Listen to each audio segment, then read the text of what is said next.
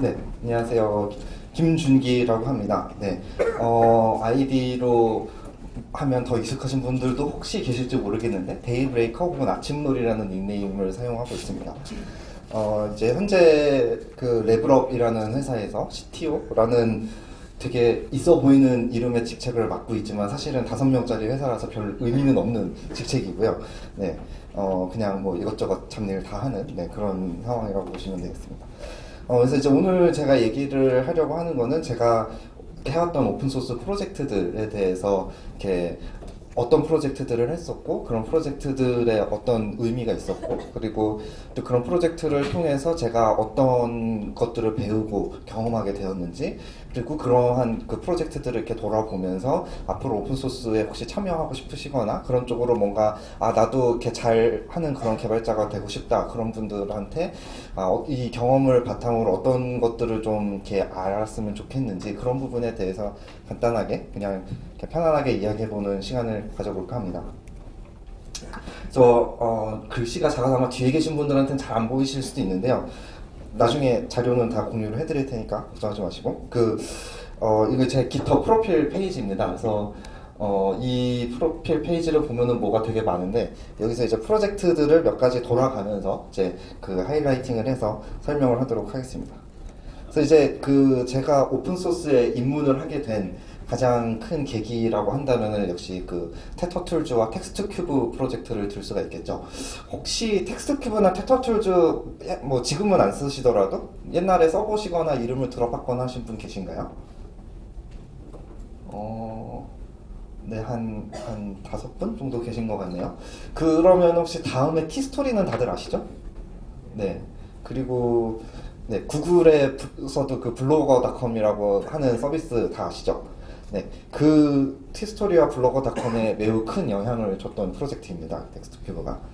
그래서 이 한때는 지금은 사실 저희가 그 이렇게 개발을 그렇게 액티브하게 못 하고 있어서 지금은 사실 막 오늘 아침에 들어가 보니까 심지어 저희 메인 사이트에 DB가 죽어가지고 커넥션 에러가 뜨고 있던데 네 저희가 그 여러 가지 개인사가 바빠서 관리는 요새는 잘 못하고 있습니다. 한때 국내 최대 사용자 수를 자랑했던 설치형 블로그 프로그램입니다. 그래서 이제 PHP로 작성이 된 프로그램이고 여러분이 이제 뭐 웹호스팅 같은데 파일을 업로드를 해서 그 MySQL이라든지 뭐 이런 데이터베이스 정보를 이렇게 위저드로 넣어주면은 그걸 통해서 이제 여러분이 블로그를 만들어서 서비스를 할 수 있는 그런 프로그램이었고 그 이제 티스토리와 그 블로거닷컴 같은 경우에는 그 이제 티스토리는 테터툴즈를 이제 사람들이 설치를 해야 되고 하니까 그 우리처럼 좀 약간 개발하거나 뭐 코딩을 조금 만져보거나 이런 사람들은 그래도 막 어떻게 찾아서 하지만 그렇지 않은 일반인들 같은 경우는 블로그를 만들고 싶어도 뭐 네이버 블로그 같은데 가입을 해서 쓰거나 아니면 그런 근데 나는 그 이제 블로그를 예전에 했던 사람들 중에 되게 나는 뭔가 대기업에 종속되는 게 싫어 보자 막 약간 이런 정신을 가진 분들이 되게 많았거든요. 그러다 보니까 이제 그 뭔가 나만의 그 개인적인 블로그를 만들고 싶은데 그런 걸 하려면은 텍스트큐브라는 걸 쓰면 된대. 근데 그걸 설치하려고 보니까 전혀 기술적인 지식이 없는 사람들 너무 어려운 거죠. 그래서 이제 만들어진 게 테터앤컴퍼니라는 회사가 만들어졌고요. 그 회사에서 했던 일이 테터툴즈를 그 티스토리라는 이름으로 서비스로 개발을 한 겁니다. 그래서 그냥 웹사이트 들어가서 가입만 하면은 나만의 블로그가 생기는 그런 방식으로 개발을 했던 거고 그게 2006년에 그 개발한 지 한 1년 반 정도 지나서 다음에서 그 팀을 인수를 해서 티스토리를 이제 다음에 서비스로 오픈을 하게 됐었죠. 그래서 제가 알기로는 최근까지도 국내 웹 트래픽의 상당 부분을 차지하는 사이트로 알고 있습니다. 티스토리 같은 경우가. 그래서 이제 테터앤컴퍼니라는 회사는 계속 그런 이제 서비스와 뭐 이제 어떤 개인화 어떤 그런 것들을 계속 개발하는 일을 했었고 저는 이제 테터앤컴퍼니 소속이 아니라 테터 네트워크 재단이라는 그러니까 실제 뭐 물리적인 법인이 있는 건 아니고 저희가 언젠가 나중에 잘 되면 진짜 법인을 만들어 봅시다 하고 그냥 이름만 재단이라고 붙여놓은 이제 그냥 커뮤니티 이름을 그렇게 지었는데요.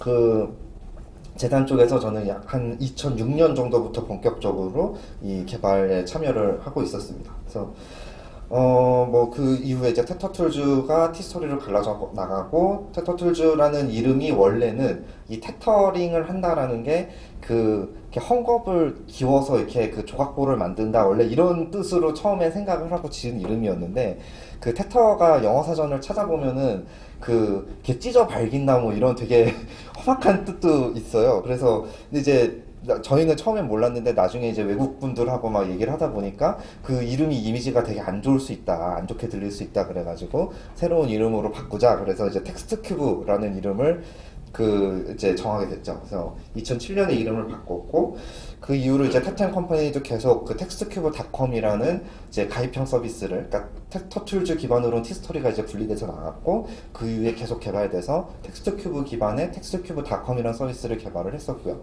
그게 2008년 9월에 구글에서 테텐 컴퍼니를 국내 회사로는 처음으로 인수를 하게 됩니다. 그래서 그 이제 나중에 텍스트큐브닷컴을 향후 1년 동안 유지를 하다가 그 내부에 있었던 여러 가지 기능들 중에 예를 들면 스킨을 웹상에서 편집할 수 있는 기능이라든지 이런 것들을 그 구글의 블로거닷컴 서비스에 그 이제 통합을 했었고요.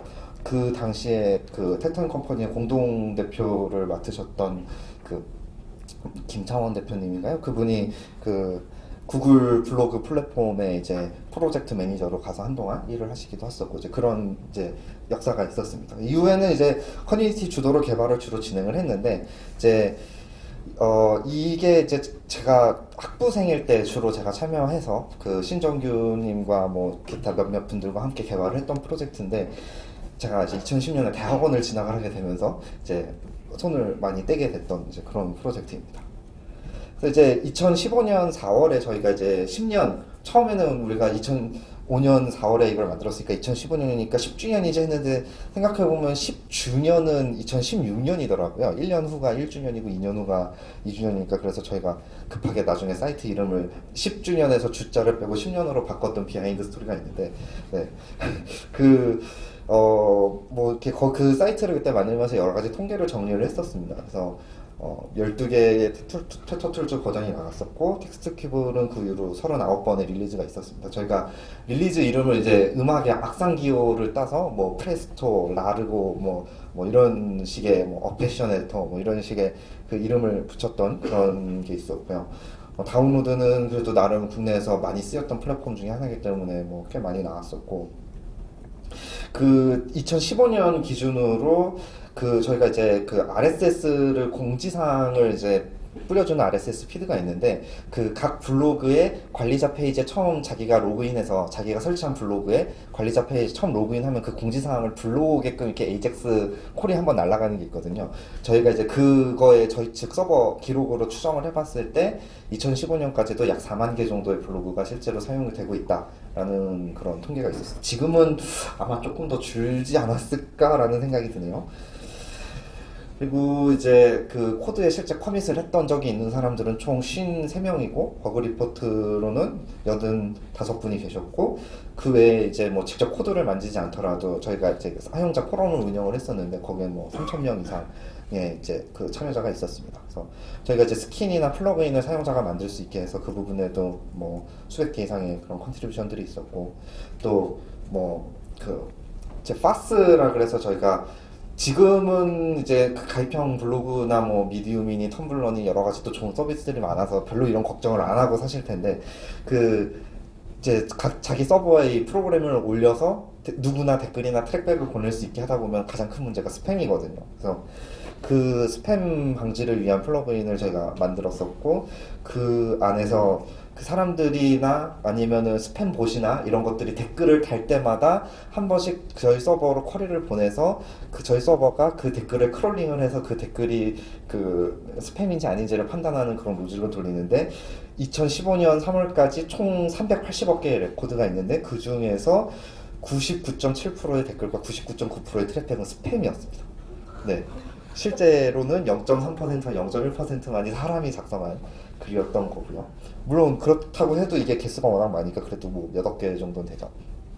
그리고 이제 뭐 아까 말씀드린 것처럼 테턴 컴퍼니가 이제 서비스 버전을 개발하면서 회사에서 이제 뭐 그 수익화하고 이런 부분들을 저희 커뮤니티 운영하는 데 계속 도움을 주셨었고요. 또 뭐 다음이라든지 뭐 구글이라든지 마이크로소프트에서도 그렇고 이런 데서 이제 서버 지원이나 여러 가지 그 도움을 주는 프로그램을 진행해 주셨었습니다. 그래서 이제 굉장히 나름 국내 오픈소스 프로젝트로는 굉장히 크게 그 운영을 했던 프로젝트고 또 그 잘 나름대로 마무리를 했던 프로젝트라고 생각을 하고요.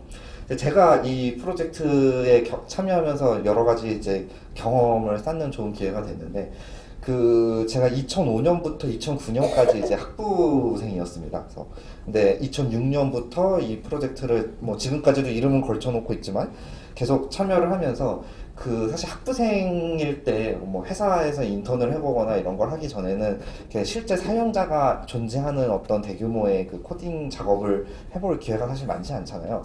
그런 거를 해볼 수 있는 굉장히 좋은 기회였었고요. 그리고 그 제가 이제 2008년인가에 한번 휴학을 하면서 한 반년 정도를 정말 거의 풀타임으로 이것만 개발했던 적이 있는데 그때 이제 그 했던 일 중에 하나가 구글 맵이 국내에 이제 정식 런칭을 할 때 그때가 2008년 11월 말인가 12월 초인가 그랬어요. 근데 그때 이제 그 구글에서 저기 코엑스에 어디 무슨 호텔에 가서 이렇게 300명 정도를 모아놓고 기자간담회 한다고 이제 이렇게 런칭 행사를 하는 게 있었는데 그때 이제 커뮤니티 협업 사례 해가지고 제가 그 구글맵 플러그인을 개발한 거를 가지고 이제 발표를 했던 그런 경험이 있습니다. 그래서 되게 학부생인데 사실 그런 데 가서 그렇게 발표를 하고 사람들을 많이 만나보고 할 수 있는 게 쉽지가 않은데 그런 기회를 얻을 수 있었던 게 저로서는 되게 이 프로젝트를 하면서 그 저를 이렇게 좀 더 넓힐 수 있는 그런 좋은 기회였던 것 같고요. 또 이걸 하면서 자연스럽게 그 개발자들이 오픈소스라는 거는 뭐 어느 한 자리에 이렇게 정기적으로 출퇴근하면서 이렇게 딱 모여서 일을 하는 게 아니잖아요. 다 각자 그냥 시간 있을 때 틈틈이 짬짬이 하는 거고 뭐 보통 다들 각자 집에서 코딩을 하는 경우가 많고 아니면 어디 카페 가서 코딩을 하는 경우가 많은데 그러다 보니까 이제 물리적으로 같이 붙어서 이렇게 그 긴밀하게 협업을 하기보다는 주로 그 어떤 이슈 트래커나 이메일을 가지고 커뮤니케이션을 하는데 그런 이제 명시적인 문자 커뮤니케이션에 이제 일찍부터 좀 익숙해졌던 게 제가 이후에도 오픈소스 활동을 하는데 되게 도움이 많이 됐던 것 같고요. 근데 부작용은 이제 이 일을 했던 분들하고 만나서 밥을 먹으면은 다들 핸드폰만 보고 있다는 약간 그런 부작용도 있기는 합니다만, 네, 근데 이제 이게 그런 부분, 그런 어떤 뭐, 예를 들면 서브 버전이나 트랙이나 뭐 깃이나 깃허브나 이런 툴들에 대해서도 일찍부터 익숙하고 자연스럽게 사용을 한 거가 그 개발자로서는 되게 그 도움이 된 부분이 아니었나 싶습니다. 이걸 하면서 여러 가지 이제 엔지니어링을 했었는데요. 그 사실 텍스트 큐브 코드의 거의 한 80% 이상은 신정규님이라고 이 프로젝트를 처음 주도를 하셨던 분이 주로 작성을 하셨고 그 외에 이제 텍타임 컴퍼니에서 뭐 겐도님이라고 불리는 그 분이 이제 뭐 보안 관련된 여러 가지 코드들을 많이 작성을 하셨었고요.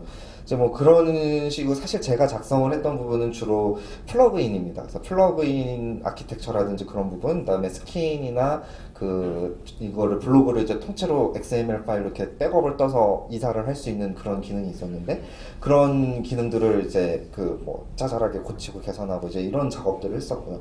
제가 굉장히 원대한 꿈을 꾸었던 것 중에 하나가 그 스킨 규격을 굉장히 플렉서블 하면서도 굉장히 아름답게 만들어 보자라고 거의 한 2년을 넘게 고민을 하던 내용이 있었는데 결국 그거는 빛을 못 보고 그런 적이 있었고요.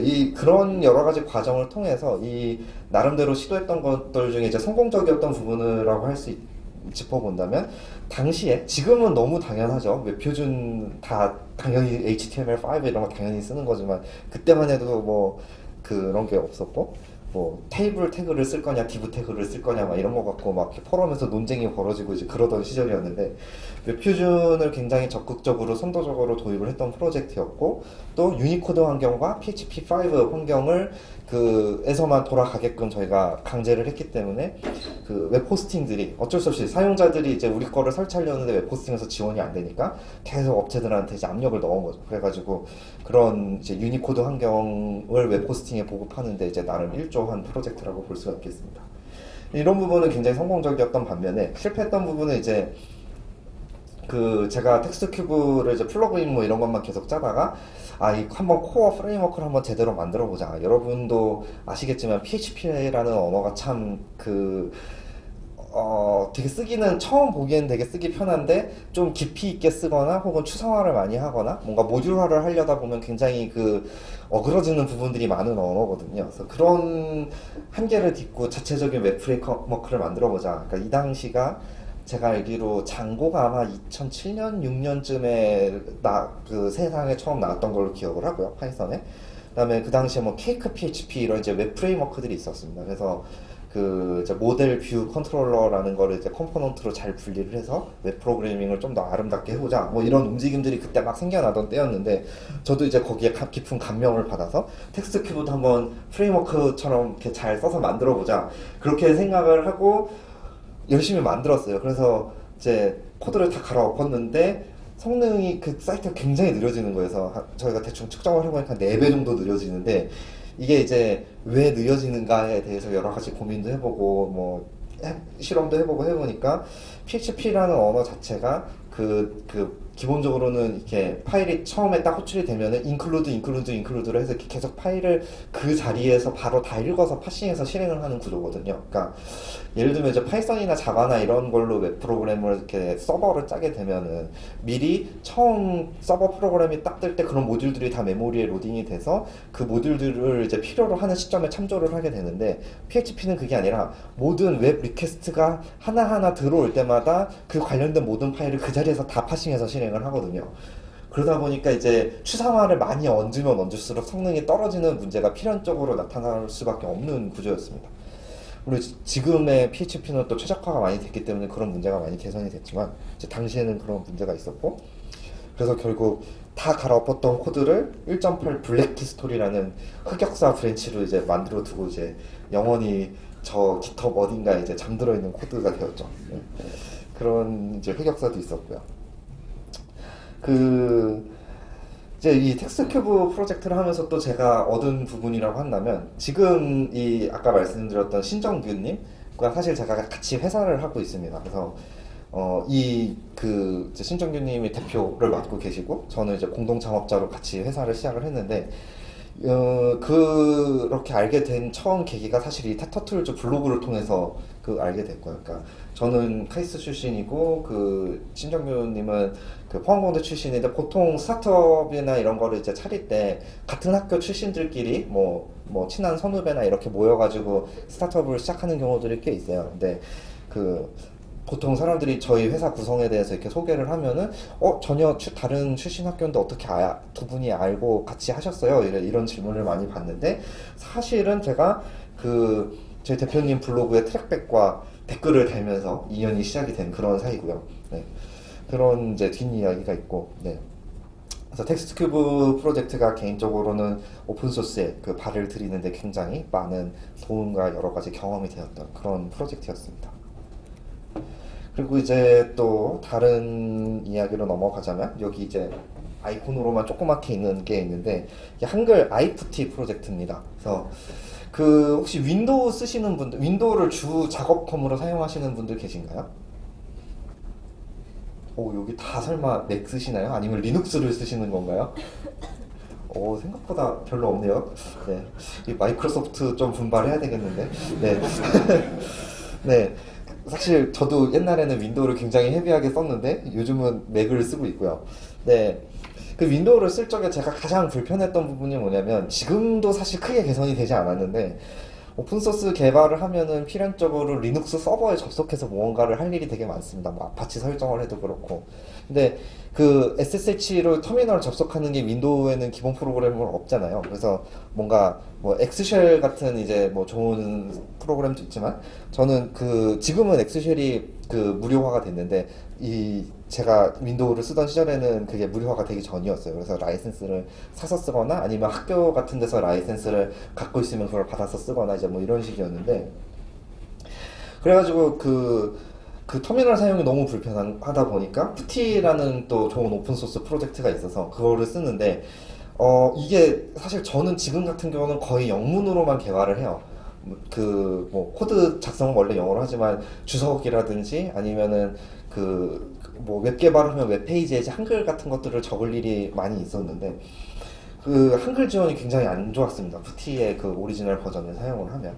그래서 그 당시에 장혜식 님이라고 퍼키라는 닉네임을 쓰시는 분이 그 한글 아이프티라는 프로젝트를 만드셔서 그 한글 출력 같은 것들을 이제 좀 개선하고 그 다음에 그 터미널에 이제 한글 타이핑을 할 때 그냥 푸티를 쓰면은 그 윈도우에서 이제 IME를 네이티브하게 지원하지 않는 프로그램들 같은 경우에는 이렇게 그 한글을 입력하는 거 이렇게 합성을 해야 되잖아요. 초성, 중성, 중성 합성을 하는데 그 합성하는 창을 이렇게 따로 띄워서 이렇게 그 뭔가 윈도우에서 내장해서 처리를 하고 그 합성된 결과만 응용 프로그램으로 전달하는 이제 그런 나름의 폴백 메커니즘이 있는데 이제 그런 식으로만 한글에 동작하다 보니까 실제 커서는 여기 있는데 한글 타이핑을 하면은 막 합성은 막 어디 막 화면 끝에 이상한 데서 되고 있고 이제 막 이런 게 사실 되게 그 별거 아닌 것 같지만 사용자 입장에서 되게 불편하거든요.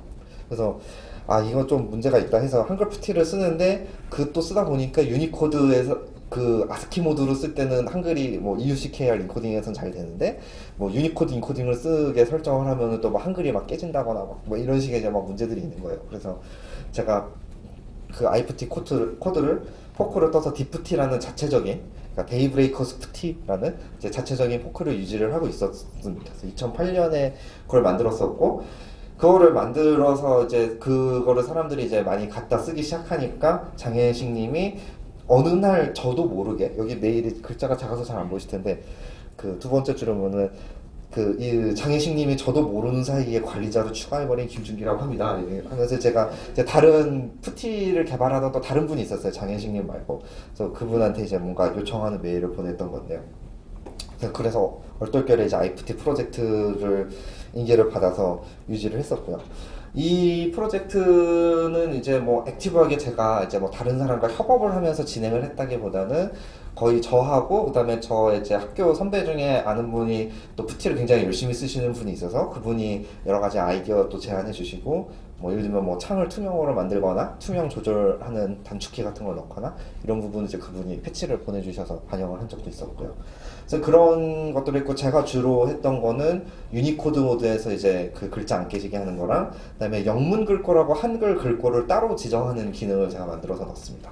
이게 한글이 섞여 있는 웹페이지 코딩을 많이 하다 보니까 이게 보통 뭐 영문 글꼴을 뭐 콘솔라스라든지 뭐 커리어 뉴라든지 뭐 이런 기본 글꼴들을 많이 쓰잖아요. 뭐 요새 비트스트림 뭐 이런 것도 많이 쓰고. 근데 영문 글꼴을 그렇게 해놓고 그 상태에서 한글을 입력하면은 한글이 깨지지는 않더라도 영문 글꼴만 지정이 되어 있으면은 윈도우 자체에서 도둠체를 영문 고정폭 글꼴의 폭에 맞게 이렇게 늘린 이상한 글꼴이 할당이 되거든요.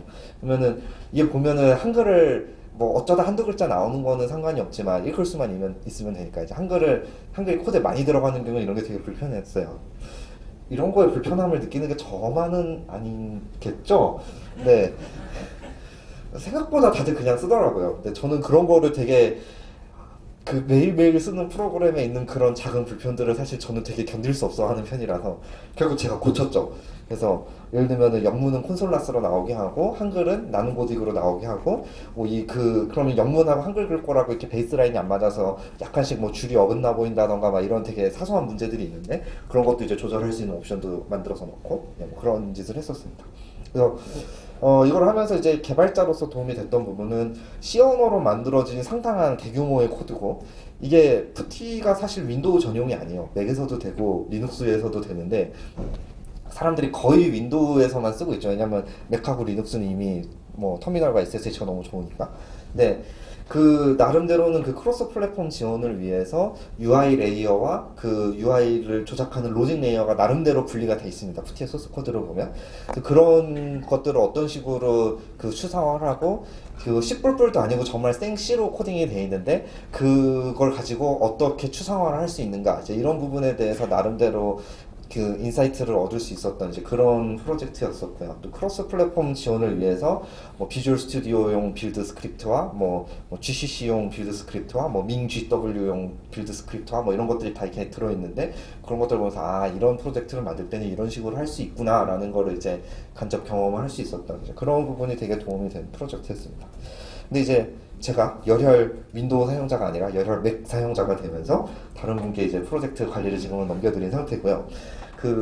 네, 제가 마이크로소프트 관계자분이 여기 계신지 모르겠지만 정말 마이크로소프트에서 다른 건 모르겠고 윈도우의 터미널만 좀 어떻게 좀 개선을 많이 해주시면 참 좋을 것 같다는 네, 당부의 말씀을 하나 드리고 싶고요. 이제 다음으로 얘기를 할 프로젝트는 제가 이제 대학원에서 했던 프로젝트입니다. 그래서 여기 설명이 조금 해서 잘 안 보이실 텐데 그 네트워크 밸런싱 액트 해가지고 MBA라는 이름의 프로젝트고요. 내용은 이제 뒤에서 설명을 하겠습니다. 그래서 이거는 제가 한 2013년부터 2015년까지 한 3년 정도 거의 풀타임으로 개발을 했던 프로젝트고요. 제가 이제 C++를 그 제대로 그 써본 첫 번째 프로젝트였었고, 이제 이게 뭘 하는 프로그램이냐면, 여러분이 이제 라우터 같은 거, 혹은 스위치를 만드는데, 그 라우터나 스위치에 미리 어떤 고정된 기능만 들어가는 게 아니라, 거기에 내가 소프트웨어로 어떤 모듈을 짜서 넣고 싶다.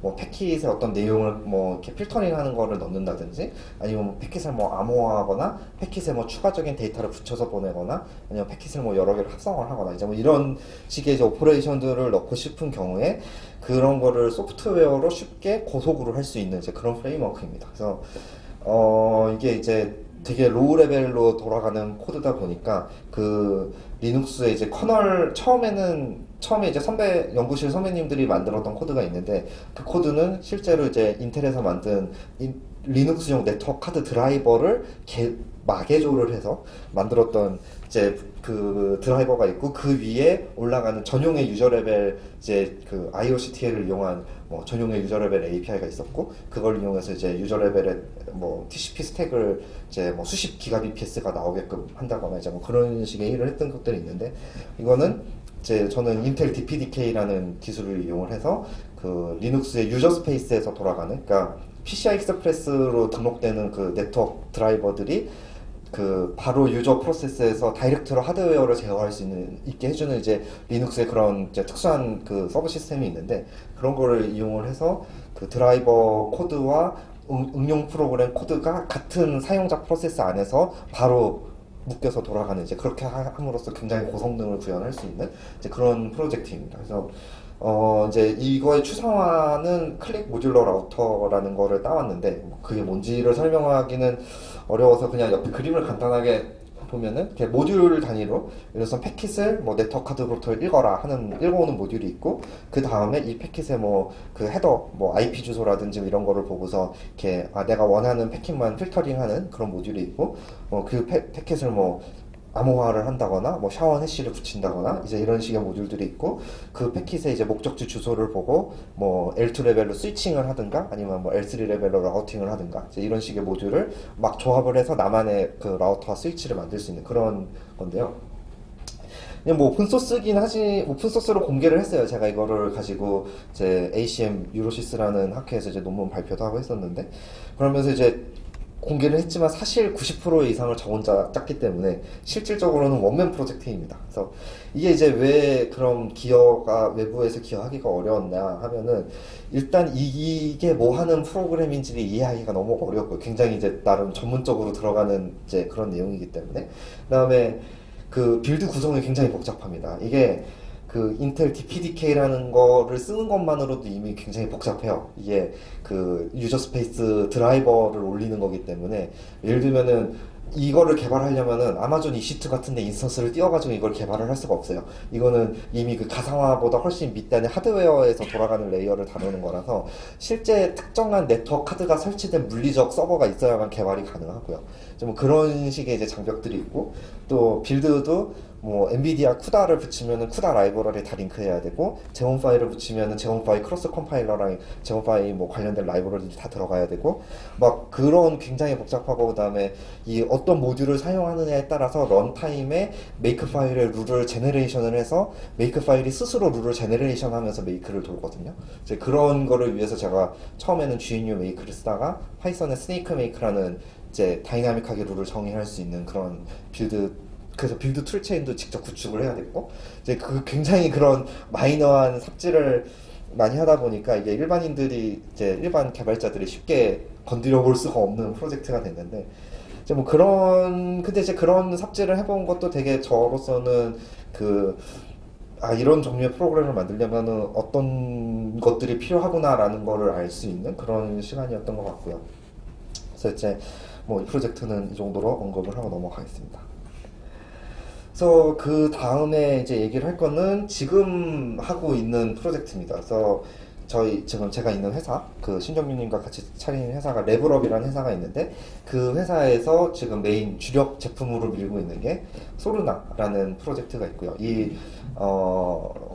이 프로젝트를 개발을 하면서 부가적으로 제가 기존에 존재하던 AIO 도커라는 프로젝트를 이제 인수를 해서 인수라는 표현이 좀 이상한데 아무튼 그 제가 이제 메인테이너 그 권한을 넘겨받아서 이제 진행을 하고 있는 프로젝트가 있고 또 이 소르나라는 프로젝트를 제가 리팩토링을 하면서 거기서 이제 공통된 부분을 라이브러리로 빼내서 별도로 오픈소스화를 한 게 있는데 그게 이제 AIO 툴즈라는 프로젝트가 있습니다.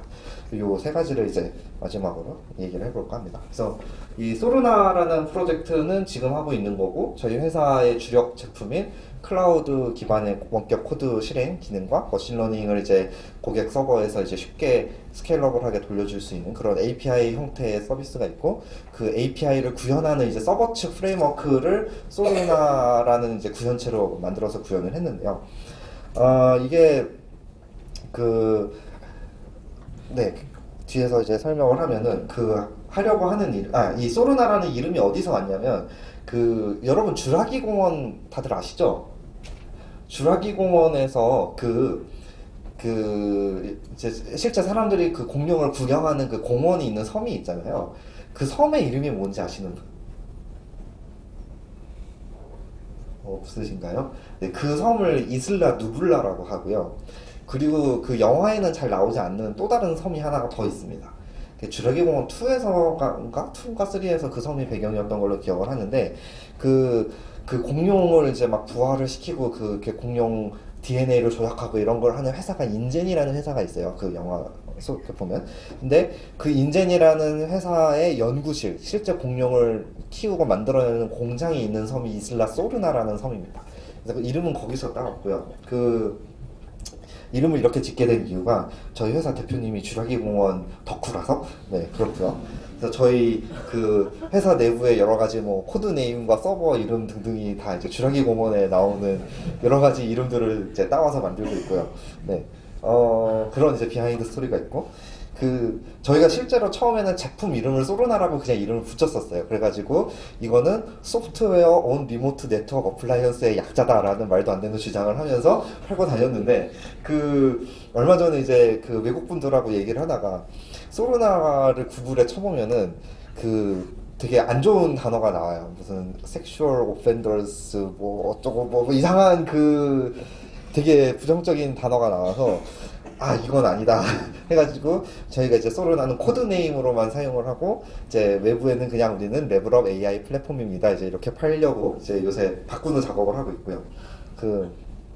네, 원래 이거를 만들게 된 거는 말씀드린 것처럼 코드 실행을 쉽고 빠르게 한다는데 컨셉은 사용자가 직접 뭐 프로그램을 설치하고 개발 환경을 세팅하고 예를 들면 여러분 요새 텐서플로우 뭐 이런 딥러닝 막 이런 거에 관심 많으시잖아요. 근데 그런 거 직접 자기 컴퓨터에서 돌려보신 분 있으신가요? 생각보다 많지는 않으시네요. 돌려보고 싶으신 분 계신가요? 조금 더 계시네요. 네.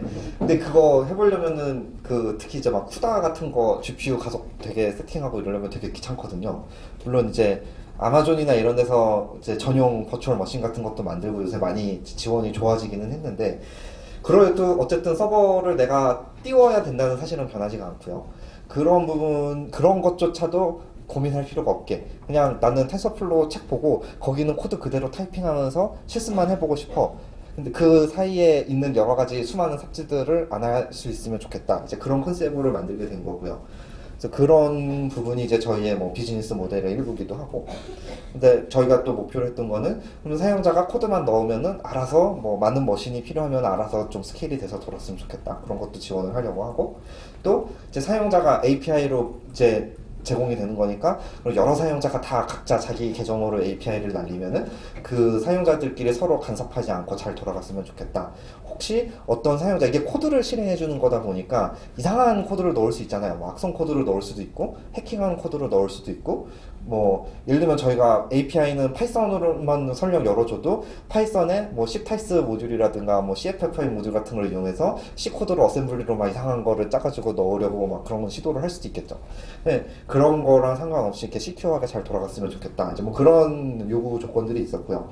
그래서 기술 스택은 뭐 파이썬의 어싱카이오를 굉장히 헤비하게 쓰고 있는 프로젝트고, 고 언어도 일부 사용을 하고 자바스크립트도 일부 사용을 합니다. 그래서 뭐 그 외에 이제 뭐 도커라든가 레비드엠큐라든가 뭐 포스트그레스컬이라든가 이런 것들을 이제 가져다 쓰고 있는 프로젝트죠. 그래서 이제 구조는 인터넷을 바라보고 있는 이제 API 게이트웨이 서버가 있고, API를 통해서 나 이런 코드 이런 언어로 이런 환경에서 실행할래 하고 알려주면은 뒤에서 알아서 적당한 서버를 골라서 로드 밸런싱을 해서 그 코드를 실행을 해주고 결과를 돌려주는 이제 그런 컨셉이고요. 컨셉은 간단한데 실제 구현은 굉장히 복잡하고요. 여기서 디테일은 설명하지 않겠습니다. 뭐, 네, 이제 여기서 뭐 얘기를 하자면 이제 도커를 이용해서 그 사용자별로 이제 사용하는 그 프로그래밍 언어 환경이 미리 다 이미지로 구워져 있고, 그 이미지를 이용해서 바로 인스턴트하게 쿼리가 날라오는 순간 보통 1초에서 2초 이내에 그 코드를 실행할 수 있는 환경을 셋업을 해서 돌려주는 이제 그런 게 컨셉이고요.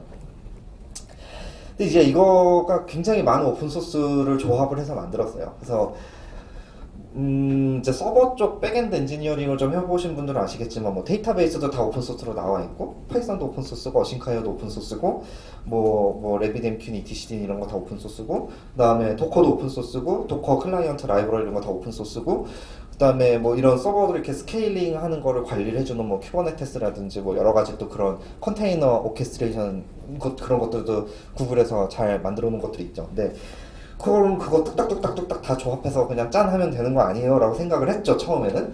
네. 근데 현실은 그렇지가 않습니다. 이게 좀 역사가 된, 그러니까 만들어져서 공개가 되고 사용자가 좀 있는 그런 오픈소스 프로젝트들은 그래도 좀 괜찮은데, 이게 이제 제가 파이썬 어싱카이오를 쓰다 보니까 이 어싱카이오라는 게 파이썬 3.4에서 처음 나왔고 3.5, 3.6에서 이제 그걸 지원하기 위한 전용 문법이 추가가 됐어요. 그러다 보니까 이게 나온 지 한 3년, 4년 정도 된 기술인데, 처음 나온 지는. 근데 이게 본격적으로 이제 이거와 관련된 오픈소스 프로젝트들이 생기기 시작한 건 한 2년 정도밖에 안 됐거든요. 그러니까 이게 코드가 다 아직 뭐 안정화가 안 된 경우도 있고, 그리고 이제 막 선점하려고 프로젝트를 만들어 놓고 처음에 조금 개발하다가 손을 놔버린 이제 뭐 그런 식의 프로젝트들도 되게 많고, 막 그러다 보니까 이게 현실은 굉장히 하다 보니까 내가 오픈소스를 가져다 쓰려고 했는데 내가 왜 그 오픈소스를 다 만들고 있지? 라는 생각이 드는 이제 그런 상황이 되더라고요. 그래서 굉장히 어려운 부분이 많았던 프로젝트고요. 내부적으로 정말 많은 삽질을 하고 있습니다. 그 중에서 이제 그 AIO 도커라는 프로젝트가 특별히 애착이 가는 프로젝트 중에 하나인데, 이제 하는 일은 도커 데몬을 이제 로컬 서버나 아니면 자기 PC에다 깔면은 그 데몬이 뜨는데, 그 데몬을 이제 HTTP 기반의 JSON API를 이용해서 뭐 컨테이너를 띄우거나 이미지를 받아오거나 뭐 이런 것들을 이제 API로 제어를 할 수가 있거든요. 근데 그 API를 쓰기 위해서 제가 직접 HTTP 라이브러리를 써서 다 코딩을 할 수도 있지만, 그거를 한 단계 이제 랩핑해 놓은 라이브러리가 있으면 조금 편하게 코딩을 할 수가 있잖아요. 그래서 원래는 그 도커 파이라는 오피셜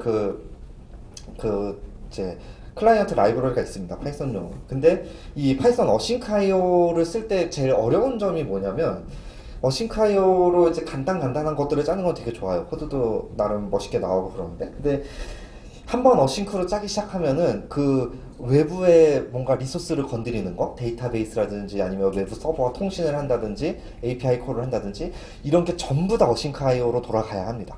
어딘가에서 블로킹 API를 쓰게 되면은 그 부분이 나중에 반드시 병목이 돼서 문제가 생겨요. 왜냐하면 딴 부분, 이게 그 어싱크IO의 컨셉이 이제 멀티스레드로 돌아가는 게 아니라 싱글 스레드에서 이벤트 루프를 사용을 해서 그 예를 들면은 블로킹 IO 뭐 네트워크에서 뭐 내가 패킷을 뭐 몇 바이트를 받아오고 싶은데 그 패킷이 아직 도착을 안 해서 기다려야 되는 상황이면 자동으로 원래 블락킹을 하잖아요. 근데 그 블락킹이 되는 순간에 다른 코드가 실행이 될 수 있도록 이렇게 자동으로 컨텍스트 스위칭을 해주는데 그거를 싱글 스레드 안에서 그 구현을 해주는 그런 개념이라고 생각을 할 수가 있는데 그러다 보니까 이제 어딘가에서 블락킹을 그냥 속수무책으로 해버리면은 전체 프로그램이 다 같이 멈추게 돼요. 그래서 그런 문제가 있는데 저희가 처음에 소르나를 개발할 때는 야 일단 돌아가는 것만 빨리빨리 보여주는 게 중요하니까 대충 도커 파일 갖다가 써서 만들었는데 역시나 그 부분 때문에 이제 서비스가 터지는 일이 발생을 하더라고요. 그래서 안 되겠다 해서 찾아보니까 에어아웃 도커라는 프로젝트가 있는데 개발자가 처음에 잠깐 몰아서 개발을 해놓고 뒤에서는 개발을 안 하고 있는 거예요. 근데 제가 보니까 막 추가해야 될 기능도 많고 저희 서비스에 이제 기능을 추가하기 위해서 그래서 이제 개발자한테 이메일을 보냈습니다. 그래서 나 깃허브에 있는 누군데 이 이슈 때문에 이 이슈 내용이 뭐냐면 이 프로젝트의 그 패키지가 신버전이 안 올라오는 거예요. 제가 이렇게 플리캐스트를 보내서 처음에 패치를 몇 번 반영을 시켰는데 이 사람이 머지만 해놓고 새 버전을 릴리즈를 안 하는 거예요. 그러니까 계속 저는 그 PIP 인스톨해서 원래 이렇게 편하게 설치를 할 수가 있는데 그걸 못하고 계속 사내 버전을 따로 패키지를 만들어서 따로 배포를 해야 되고 막 그런 게 되게 귀찮아지는 거예요. 그래서 이거 업데이트 해주면 안 되겠냐 그랬더니 그리고 이거를 AI 립스라 그래서 그 어싱크IO로 만들어진 여러 가지 그 라이브러리들 예를 들면 뭐 MySQL을 어싱크IO로 쓸 수 있게 하나요? 뭐 AIO MySQL, HTTP를 어싱크IO로 쓸 수 있게 하는 뭐 AIO HTTP 이런 식으로 그런 어싱크IO 기반의 여러 가지 라이브러리를 모아놓은 깃허브의 이제 오픈소스 오르가니제이션이 있거든요. 그래서 그쪽으로 옮겨서 아예 프로젝트 좀 다른 사람들 도움도 받고 그 비저빌리티를 좀 높여보자 그렇게 제안을 했더니 되게 쿨하게 그래 그럼 가져가 이러시더라고요. 그래서 그래가지고 이제 AIO 립스 쪽에다가도 이메일을 보냈죠. 이 글자가 작아서 안 보이지만 나중에 자료는 따로 공개를 하겠습니다. 그래서 AIO 립스가 좋은 것 같으니까 AIO 도커라는 프로젝트를 내가 최근에 이제 넘겨받았는데 이거 여기로 옮겨왔으면 좋겠다. 그래서 앞으로 내가 이러이러한 거 좀 잘할 테니까 잘 봐줘. 이제 이러면서 이제 싸바싸바를 해서 이제 니콜라이라고 부르는 저도 오프라인에서 본 적이 없는 분이에요. 이분이 이제 답장을 한 거죠. 이 포럼에다가 이메일을 올렸더니 자기 뭐 좋은 거 같아 해가지고 어쩌고저쩌고 해서 이제 이런 초대를 받았고요. 그래서 AIO 립스라는 데 이제 조인을 하게 됐고 그래서 이거를 이제 하면서 이제 AIO 립스라는 게 이제 어떤 사람들이 거기 커뮤니티를 주도를 하고 있냐면 파이썬 코어 커미터 중에 앤드류 스베틀로프라는 아저씨가 있습니다. 우크라이나에 사는 분인데 분이 AIO HTTP라는 프로젝트도 주도해서 개발을 했고 또 파이썬의 코어에 들어가 있는 어싱크IO라는 모듈도 그분이 많은 부분을 작성을 했고요. 그래서 이제 파이썬 커미터죠. 근데 이 사람들하고 처음 알게 된 거는 작년에 파이콘 에이펙에서 앤드류 아저씨가 와서 국내에서 이제 스프린트를 진행을 했었습니다. 그래서 AIO HTTP라는 프로젝트에 여러 뭐 버그 리포트라든지 이슈가 있는데 그 중에서 사람들이 한두 시간만 작업하면 쉽게 고칠 수 있는 종류의 문제들을 미리 한 뭐 20개, 30개 정도 이렇게 분류를 해온 거예요. 그래가지고 그거를 이제 사람들한테 스프린트 세션에 들어간 사람들한테 하나씩 나눠주고 그 다음에 이제 세팅하는 방법이라든지 유닛 테스트 작성하는 방법이라든지 이런 거를 이제 옆에서 코칭을 해주면서 그 자리에서 바로 플리캐스트를 만들어가지고 그 자리에서 리뷰 내 컴퓨터에서 돌아가는 거 직접 보면서 리뷰 받고 이제 그렇게 해서 패치를 머지를 시켜주는 이제 그런 세션을 했었는데 그때 이제 저는 이 아저씨가 이제 오프라인에서 이제 안면을 탔었고요. 근데 그걸 하면서 저는 되게 많이 배웠던 게 현대적인 파이썬 프로젝트라면 과연 우리가 뭐 디렉토리 구조는 어떻게 만들어야 되고 패키지를 만들기 위한 스크립트는 어떤 식으로 만들어야 되고 또 유닛 테스트나 CI 같은 거를 돌리기 위해서 어떻게 해야 되고 이런 것들에 대해서 되게 짧은 시간이지만 같은 스프린트 세션에서 옆에서 바로 이렇게 설명을 들을 수가 있으니까 그런 부분에 대해서 되게 짧은 기간에 많이 배울 수 있었던 게 있었고요. 이런 이제 안면과 이런 거를 바탕으로 이제 사실은 AIO 립스에다가 이렇게 메일을 보내서 한 것도 이제 더 원활하게 진행이 됐던 부분이 있었고 그 AR 도커 프로젝트는 사실 저도 이제 조금 개발을 하다가 요새 다른 일로 바빠서 손을 못 대고 있는데 그 앤드류와 니콜라이 아저씨가 두 분이서 이제 열심히 또 코드 커밋을 하면서 이제 개선을 해주고 있죠. 그러면 저는 이제 이걸 통해서 AR 도커가 저희 회사 제품의 어떤 핵심적인 컴포넌트 중에 하나인데 내가 일을 안 해도 되네? 네, 공짜로 이제 네, 그 회사 일을 하고 있는 그런 느낌인 거죠. 그래서 또 요새 새로운 또 분이 한 분이 나타나셔가지고 원래 제가 티켓 만들어 놓고 이거 내가 만들 거야 하고 찜해놨던 기능이 있는데 그거를 후룩 다 짜가지고 패치를 보내줬더라고요. 그래서 저는 오케이 땡큐 이러고 있죠. 네.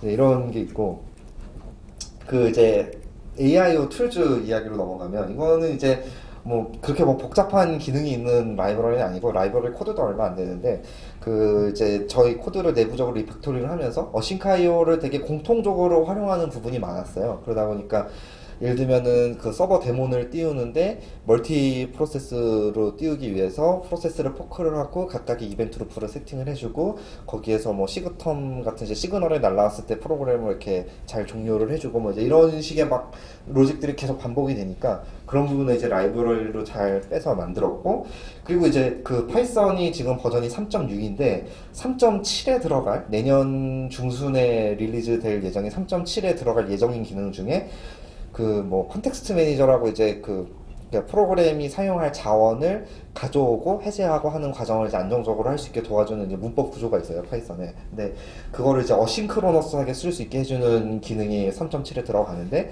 그 이야기가 그 파이썬 개발자 메일링 리스트에서 논의가 되는 걸 보고 저는 파이썬에 이게 정식 버전에 들어가서 나오려면 아직 멀었으니까 내가 먼저 선수를 쳐야지 하고 AIO 툴즈에다가 그 기능을 그대로 구현을 해가지고 딱 오픈을 했죠. 그래서 이제 이제 약간 그런 선점 효과를 누리려고 한 것도 있었는데 나름 이게 이렇게 공개한 지 한 2달 정도밖에 안 됐는데 이제 스타 눌러주신 분들이 꽤 있어요. 그래서 제가 이거를 어떻게 홍보를 했냐면 그 AI 립스 그 메일링 포럼이 있어서 거기다가도 이제 올려서 홍보를 했었고 또 뭐 지인들한테 슬랙이나 IRC나 뭐 동아리 선후배라던가 나 이런 거 만들었는데 혹시 어싱카이오 쓰는 분 있으면 써보세요 하고 이제 홍보도 하고 또 이런데 와서 세미나를 하면서 스타를 좀 찍어주세요 하고 구걸도 하고 그러는 거죠. 그래서 네.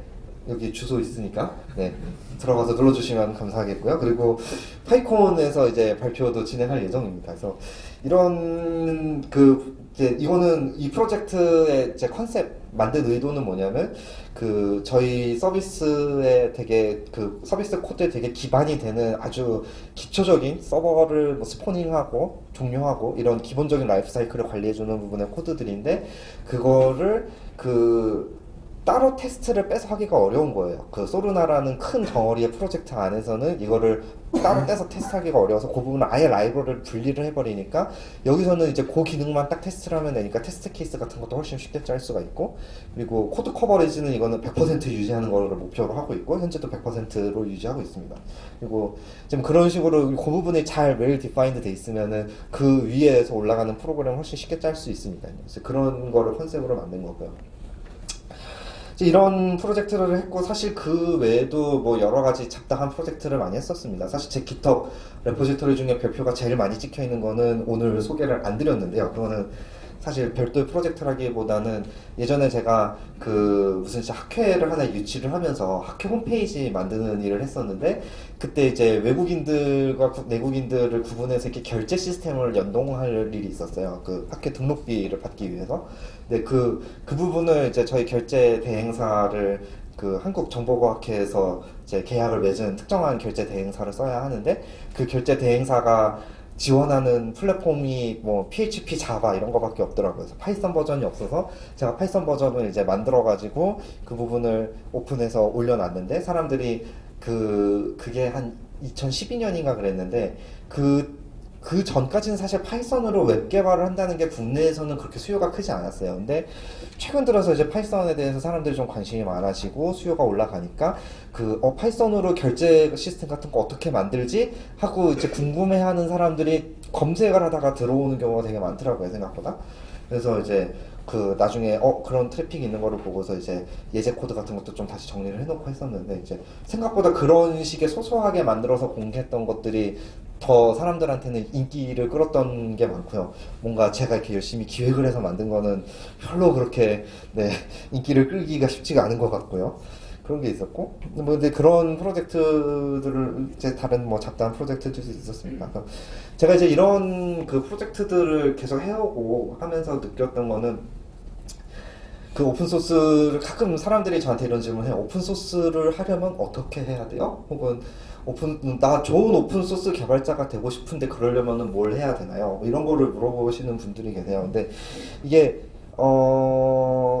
사실 저는 그런 질문을 받으면 되게 대답하기가 난감한 경우가 많은데, 왜 그러냐면, 저는 제가 필요에 의해서 혹은 제가 관심 있는 거를 하다 보니까 그게 그 오픈소스라는 방식으로 그런 프로젝트들이 진행이 됐던 거고, 그 과정에서 저는 오픈소스를 기여하고 그 오픈소스의 그 개발자들과 같이 협업을 하고 이런 게 그냥 되게 하나의 자연스러운 그냥 삶의 일부로 자리를 잡아서 그냥 나는 원래 그렇게 하는데 라는 느낌인 거예요. 근데 하다 보니까 물론 이제 많이 하다 보면 어떤 게 생기냐면은 내가 똑같은 일을 해도 그 어떤 하나의 목표를 이루고자 할 때 방법이 여러 가지가 있을 수가 있잖아요. 하나만 정답이 있는 경우는 사실 별로 없는데. 근데 뭐 A라는 방법도 있고 B라는 방법도 있는데 A라는 방법을 쓰면은 조금 더 이 오픈 소스를 다 하는 다른 사람들한테 주목을 받을 수 있겠다. B라는 방법을 해도 뭐 결과는 같지만 그 어떤 내가 주목을 받는 데는 조금 도움이 덜 되겠다. 약간 이런 것들을 판단할 수 있는 거는 생기는 것 같아요. 많이 하다 보면. 그러다 보니까 필요할 때 조금 더 좋은 선택을 할 수가 있는 거죠. 이제 그런 것들이 누적이 되다 보니까 이렇게 오픈소스에 많이 기여도 하게 되고 그런 것 같은데. 근데 이제 그런 그 차이점, 그런 선택의 차이점들의 그럼 어떤 게 있느냐. 일단 들이대면 돼요. 이게 그 만든 사람들도 다 사람이고 다 자기 모자란 시간 쪼개서 하고 있는 거기 때문에 누가 일단 관심을 보여주면 사람들은 기본적으로 좋아할 수밖에 없습니다. 그러니까 다들 그렇잖아요. 내가 뭔가를 했는데 누군가 알아주고 인정해주면 기분이 좋잖아요. 그 사람이 꼭 나한테 뭐 돈을 주거나 그런 게 아니어도. 오픈소스의 가장 큰 모티베이션은 그거라고 생각을 하고요. 이게 그 국내에도 오픈소스 프로젝트들이 좋은 것들이 많이 있지만 역시 아직까지는 영어로 해외 개발자들과 직접 소통을 하는 게 필요한 것 같아요. 그래서 저는 영어는 정말 정말 기본적이고 중요한 거라고 생각을 하고요. 물론 이제 뭐 말로 하는 영어를 잘 못해도 뭐 한국 사람이 원래 그 쓰기와 읽기에 강하다고 하잖아요. 그것만 잘해도 괜찮습니다. 그래서 영어로 이메일 쓰는 것 정도만이라도 부담이 없을 정도가 되면은 굉장히 좋을 것 같고요. 또 이제 해외 개발자들을 많이 알면 좋은 게 그니까 나름 뭐 실리콘밸리라든지 이런 데서 도입하는 어떤 최신의 트렌드, 그러니까 예를 들면은 뭐 트래비스 CI 같은 거를 쓰는 유형, 그런 어떤 컨티뉴어스 인티그레이션을 통해서 코드 품질을 높이는 요령이라든지 아니면 코드 리뷰를 진행하는 요령이라든지 이런 것들에 대해서 조금 더 이렇게 실질적으로 체험을 해볼 수 있는 그런 기회가 되는 것 같아요. 그래서 그리고 아까도 얘기한 것처럼 AIUG TTP 프로젝트를 통해서 이 현대적인 파이썬 프로젝트라고 이야기가 될 수 있으려면은 내 프로젝트에 어떠한 요소들을 내가 보완을 해야 되겠구나. CI 같은 거는 이런 걸 써서 이렇게 스크립트를 붙여놓으면 좋을 것 같고, 뭐, 유닛 테스트는 이런 식으로 작성하면 좋을 것 같고, 이제 그런 힌트를 되게 많이 얻었거든요. 그래서 그런 거를 하는 데 있어서 이제 사람들과 의사소통을 편하게 하려면은 되게 중요한 것 같고요. 그리고 하다 보면은 사람이 잘못할 수도 있어요. 뭐, 예를 들면은 뭐 코드에 오타를 낸 채로 커밋을 한다거나 쉽게는 뭐 여러 가지 아니면은 원래 다른 사람이 어떤 특정한 이유가 있어서 이렇게 짰던 코드인데 그 이유를 모르고 내가 다른 방식으로 짰더니 뭐 나중에 뭐 에러가 생긴다던가 이제 이런 식의 문제들이 얼마든지 생길 수 있어요. 근데 그런 상황이 발생을 했을 때 감정적으로 가지 않고 우리의 공동 목표는 항상 이 코드를 더 좋게 만드는 거다. 그런 관점에서 같은 우리는 공동의 목표를 가지고 있으니까 설령 이 부분 코드를 내가 잘못 짰든 너가 잘못 짰든 그런 거를 앞으로 고치자 라고 이렇게 계속 앞으로 나아갈 수 있는 거 그게 되게 중요한 것 같아요. 그래서 이게 감정 싸움이 되지 않게 되게 조심을 해야 되는 부분들이 있는 것 같고요. 그래서 그런 데서 또 중요한 게 기존 개발자도 사람이다 보니까 다 취향이 있어요. 그래서 이게 항상 기술적으로 완벽한 결정, 정답인 결정이라는 건 사실 그렇게 많지가 않고요. 하다 보면은 이렇게 짤 수도 있고 저렇게 짤 수도 있는데 그 사람들이 갖고 있는 어떤 철학이 있어요. 예를 들면 뭐 나는 중복 코드를 최소화해야 돼라고 생각하는 사람이 있을 수가 있고, 아 중복 코드가 좀 있더라도 뭐 예를 들면 뭐 API가 좀 더 그냥 이쁘게 생긴 게 좋겠어, 뭐 그런 생각을 하는 사람이 있을 수도 있고, 어떤 뭐 프로그램의 클래스 이렇게 스테이트나 프로퍼티들을 매니지하는데 이게 이 클래스에 있어야 되냐 저 클래스에 있어야 되냐 뭐 이제 뭐 이런 것들을 논의를 하다 보면은 되게 막 그 디테일한 부분에서 여러 가지 충돌이 많이 생겨요. 근데 그런 상황일 때 그냥 생판 모르는 사람이 내가 갑자기 그 사람한테 패치를 보내서 반영해 달라 할 때 그 사람이 그거를 어떻게 해야 반영을 해줄까라는 부분을 생각을 했을 때 그 기존 개발자들의 취향이랄까 그런 걸 약간 파악을 하고 있는 것도 되게 중요해요. 그럼 이거 어떻게 파악을 하느냐? 열심히 코드를 읽고 열심히 그 사람들이 이메일 리스트에서 무슨 이야기를 하는가를 봐야 돼요. 그러려면은 영어를 잘해야 돼요. 네, 그런 게 있고요. 그다음에 뭐 저 같은 경우도 이제 그럼 어떤 분들이 이렇게 물어보실 수도 있겠죠. 속으로 그럼 너는 영어를 얼마나 잘하는데 그럴 수 있는데 뭐 저도 그렇게 영어를 잘하는 건 아니고요. 저는 어디 외국에서 이제 대학원 이후에 이제 외국에서 있었고 대학 학부 때 이제 6개월 정도 교환 학생을 갔던 적이 있기는 한데 저는 그래요. 그러니까 영어에 겁을 안 낸다. 그리고 이메일 쓰거나 이슈 쓰거나 이런 거 할 때 쓰다 보면은 문법 틀릴 때도 있고, 제가 특히 많이 틀리는 게 단수 복수 이런 거 엄청 많이 틀리거든요. 근데 그런 거 틀리고 그런 거 완벽하게 하려고 막 주눅 들고 그럴 필요가 전혀 없는 것 같아요. 중요한 거는 뜻을 정확하게 전달할 수 있느냐라는 거인 것 같고, 그러니까 그게 어떻게 보면 맨 앞에 써놓은 들이대기에도 포함이 되는 것 같습니다.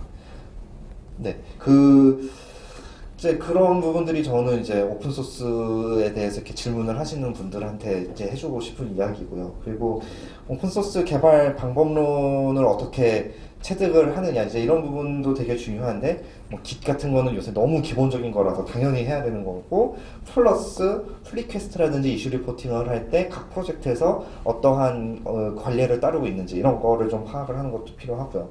그리고 이제 우리나라 사람들한테 특히 저도 그렇고 익숙하지 않은 게 포럼이나 메일링 리스트를 쓰는 경우가 많이 있어요. 특히 좀 오래된 프로젝트일수록 그런 경향이 많은데, 심지어 어떤 프로젝트는 인텔 DPDK 같은 경우는 인텔의 굉장히 시니어한 개발자들과 뭐 인텔 외에 이제 협력사들에 있는 개발자들이 이제 프로젝트를 진행을 하는데, 거기는 정말 올드 스타일의 이메일 리스트에다가 해야 되고, 패치를 보낼 때도 뭐 깃허브에선 플리캐스트 날리고 이런 게 아니고 git으로 diff 명령을 떠가지고 그거를 특수한 무슨 패치워크라는 이렇게 커맨드 라인 툴을 써가지고 메일링 리스트에다가 포스팅을 하고 막 되게 정말 오래된 방법으로 하는 데가 있어요. 이제 그런 것들에 대해서도 오픈소스를 하면 많이 하고 싶고 더 넓은 범위의 프로젝트에 기여를 하고 싶다면 그런 것도 조금 이렇게 눈팅을 하면서 이런 식으로 하는구나 이렇게 익숙해질 필요가 있는 것 같고요.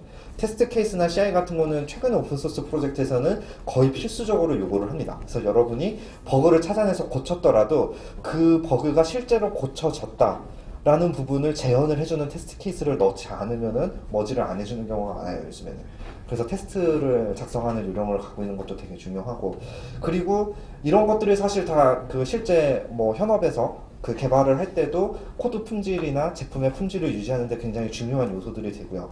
그런 거를 또 현업에서는 뭔가 새로운 거를 바로바로 시도를 해보기가 어려운 부분들이 있잖아요. 그러니까 뭐 기존에 돌아가고 있는 거를 이렇게 막 갈아엎거나 이런 걸 하기가 부담스러울 수도 있고, 또 회사 내에서 이게 좋다라고 팀원들을 설득해서 뭔가 다 같이 이렇게 하자라고 강제를 하려면은 실제 좋다라는 거를 보여줄 수 있는 어떤 그런 것도 필요하고, 그래서 오픈소스를 통해서 그런 이제 역량을 키우고 그걸 통해서 또 자기가 실제 현업에서 하는 그런 일들에도 반영을 할 수 있고, 이제 그런 순환 구조를 만들면 좋겠다는 생각을 합니다.